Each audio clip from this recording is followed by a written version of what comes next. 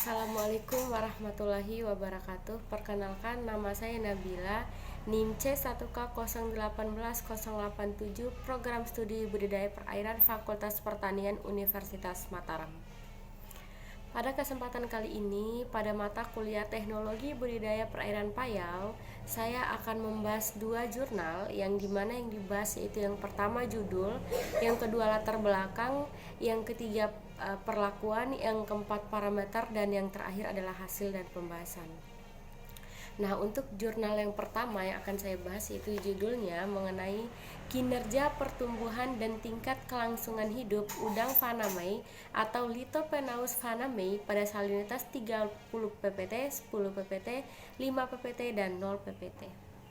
Nah, untuk latar belakangnya sendiri yaitu di mana udang fanamei atau biasa disebut Lithopenaus fanamei merupakan salah satu komoditas perikanan yang sedang dikembangkan dalam usaha budidaya di tambak karena produktivitasnya tinggi dari tahun 2004 sampai 2008. Dan meningkatnya permintaan pasar akan komoditas ini di luar negeri.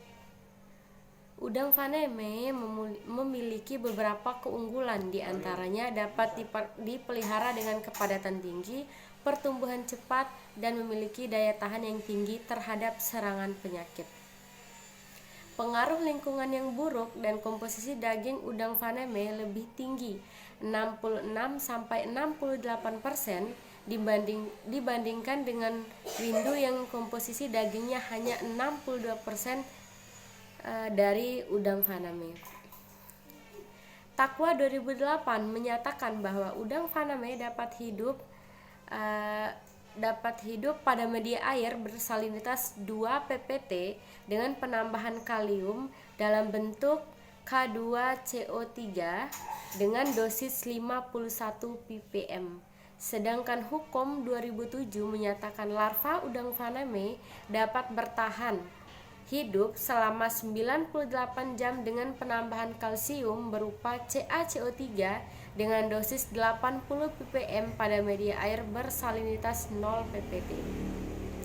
Nah, untuk perlakuannya yang dimana itu persiapan wadah, yang dimana wadah yang digunakan dalam penelitian yaitu akuarium berdimensi panjang 58,5 cm, lebar 48,5 dan tinggi 40 cm sebanyak 12 buah dengan volume efektif 80 liter dan bak tandon untuk penampungan air laut dan air tawar masing-masing berkapasitas 1000 liter. Yang kedua yaitu treatment air. Dilakukan dengan memberikan kaporit sebanyak 100 ppm dan diaerasi selama 24 jam.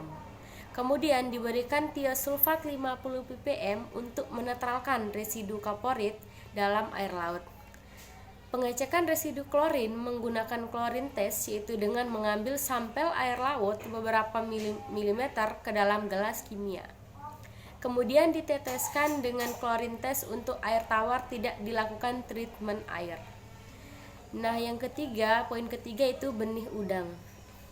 Benih udang diaklimatisasi selama 10 hari dalam atau keadaan stadia larva dengan panjang rata-rata 1,8628 lebih kurang 0,0695 cm dan berat rata-rata 0,0364 lebih kurang 0,0045 gram.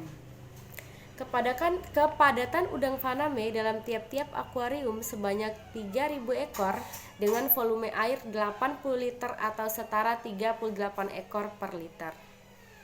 Nah, untuk poin keempat yaitu prosedur perlakuan, yang dimana pengisian air laut pada setiap akuarium sebanyak 80 liter dengan salinitas 30 ppt. Selanjutnya udang fanamei dimasukkan ke dalam akuarium dengan kepadatan 38 ekor per liter. Penurunan salinitas dilakukan dengan cara menambahkan air tawar ke dalam akuarium dengan menggunakan rumus pengenceran. Setelah tahap penurunan salinitas selesai, pemeliharaan udang dilakukan selama 40 hari.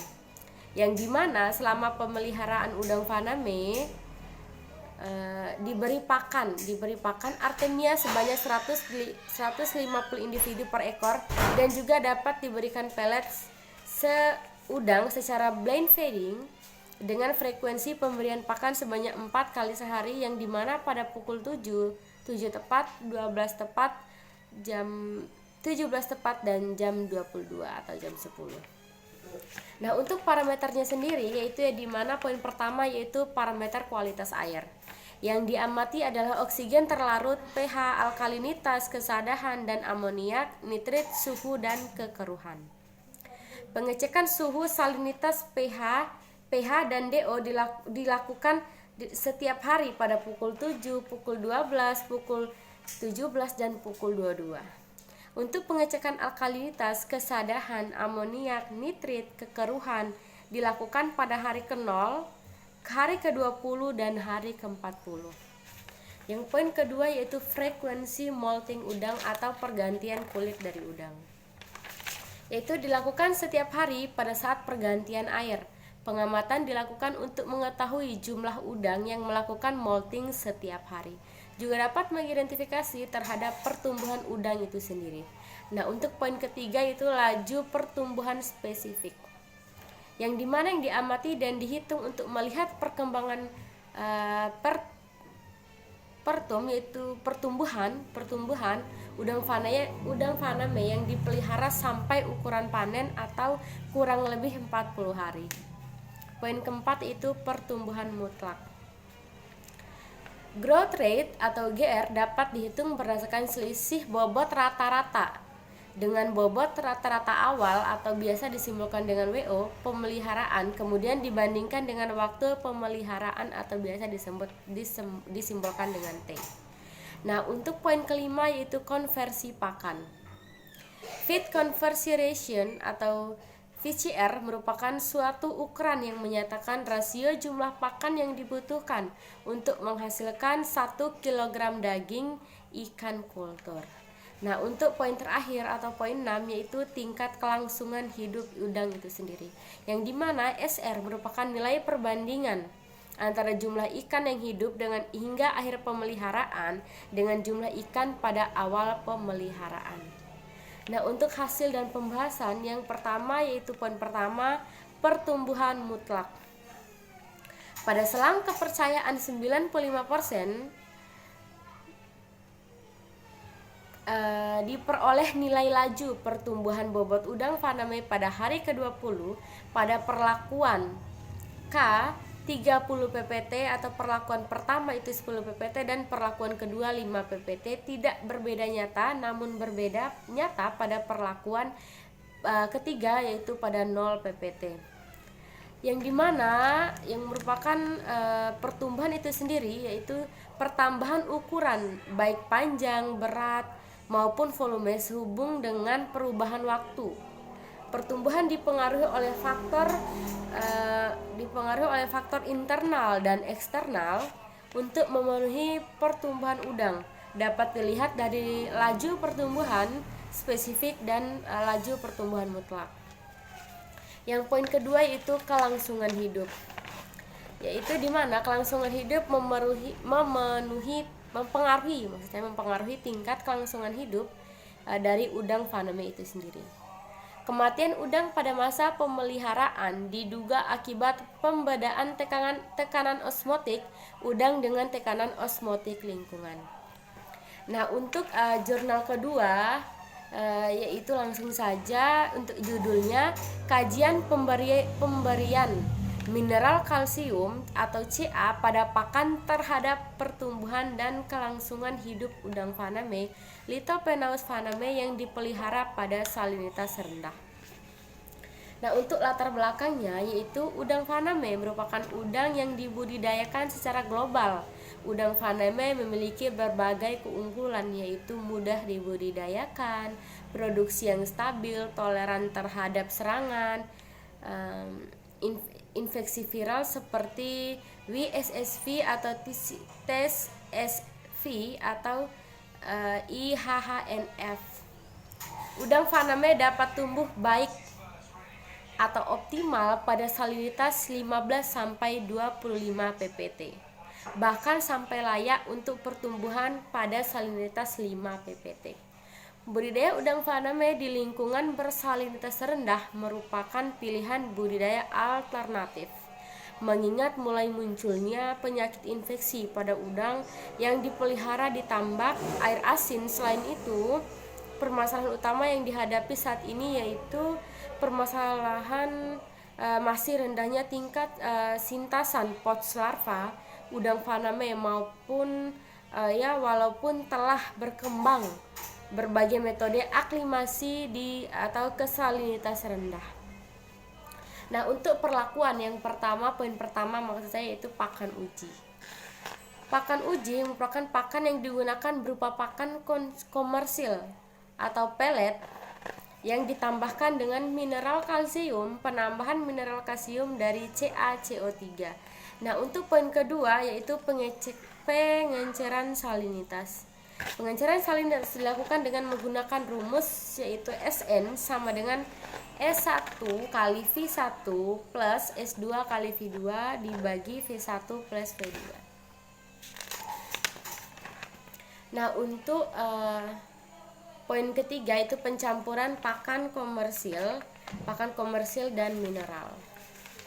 Dilakukan dengan cara mineral kalsium ditambahkan dengan air sebanyak 10 ml kemudian diaduk sampai rata.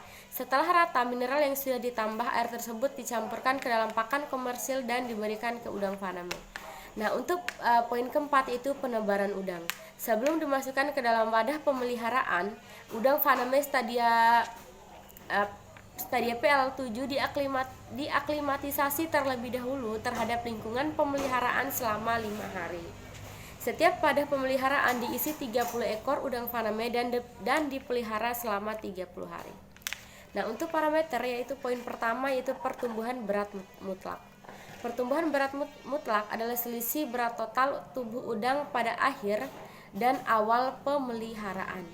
Yang kedua adalah atau poin kedua laju pertumbuhan harian dihitung dengan menunjukkan rumus GR sama dengan WT kurang WO per T atau bagi T. Nah, untuk poin ketiga itu kelangsungan hidup diperoleh berdasarkan persamaan yang dikemukakan oleh Zonneville dan kawan-kawan pada tahun 1991 yang dimana SR sama dengan NT per NO kali 100%. Poin keempat itu Feed Conversion Ratio atau VCR adalah perbandingan antara jumlah pakan yang diberikan dengan daging ikan yang dihasilkan, dihitung menggunakan rumus VCR sama dengan F per WT kurang WO. Poin kelima yaitu kualitas air yang dimana suhu, pH, DO, dan amonia. Nah, untuk hasil dan pembahasan yang poin pertama itu kualitas air, di mana parameter kualitas air yang diukur selama penelitian yaitu suhu, pH, DO, dan amoniak. Pengukuran suhu pH, DO dilakukan pada setiap unit percobaan dengan frekuensi setiap 3 hari sekali selama penelitian. Sedangkan pengukuran amoniak dilakukan pada awal, pertengahan, dan akhir pemeliharaan. Alat yang digunakan untuk pengukuran adalah termometer, pH meter, dan DO meter. Nah, untuk poin kedua atau pembahasan terakhir dari review 2 jurnal ini yaitu pertumbuhan berat mutlak, yaitu selisih berat total untuk tubuh udang pada akhir dan awal pemeliharaan. Yaitu pertumbuhan berat mutlak dapat dihitung menggunakan rumus yang dinyatakan oleh Effendi pada tahun 1997 yang dimana WM sama dengan WT kurang WO. Yang dimana keterangan WM merupakan pertumbuhan mutlak atau simbolnya adalah gram. Terus WT biomasa udang pada akhir penelitian dan WO biomasa udang pada awal pertemuan. Mungkin itu saja yang bisa saya sampaikan, lebih dan kurangnya saya mohon maaf. Wabillahi taufiq wal hidayah. Wassalamualaikum warahmatullahi wabarakatuh.